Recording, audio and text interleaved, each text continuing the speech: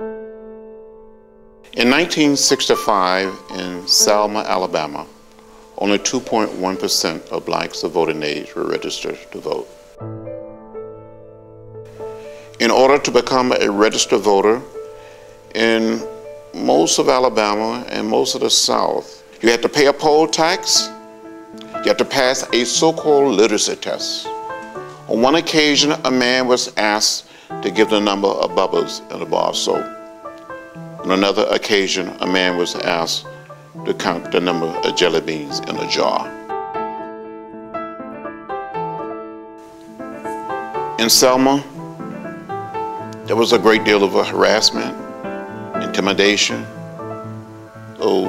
Civil rights workers or voter registration workers, people would be arrested and jailed for attending a meeting or for gathering on the steps of a local church.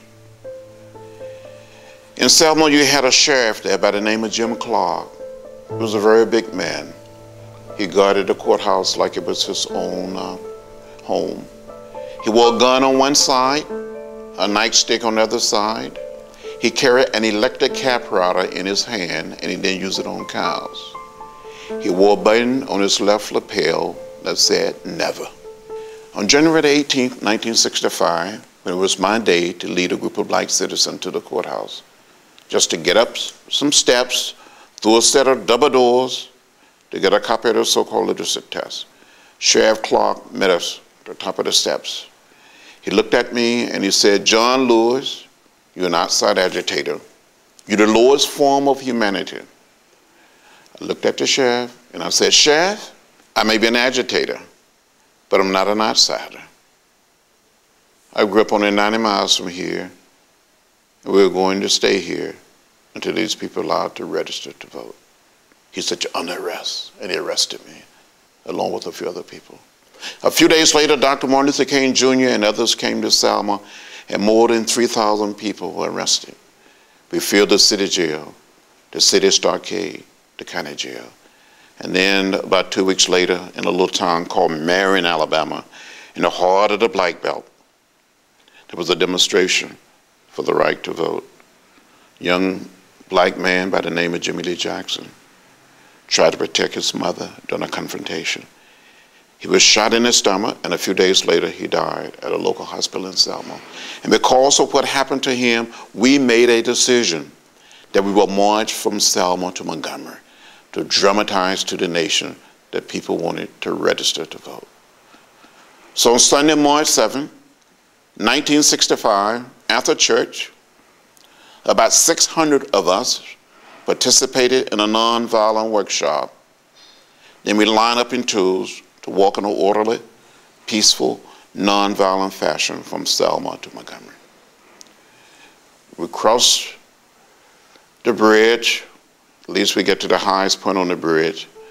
Down below we saw a sea of blue, Alabama state troopers. And behind the state troopers you saw members of Sheriff Clark's posse. Sheriff Clark had requested that all white men over the age of 21 to come down to the courthouse to be deputized, to become part of his posse to stop the march. We continued to walk, no one saying a word. We get within hearing distance of the state troopers. A man identified himself and said, "I am Major John Cloud of the Alabama State Troopers. This is an unlawful march and will not be allowed to continue. I give you 3 minutes to disperse and return to your church."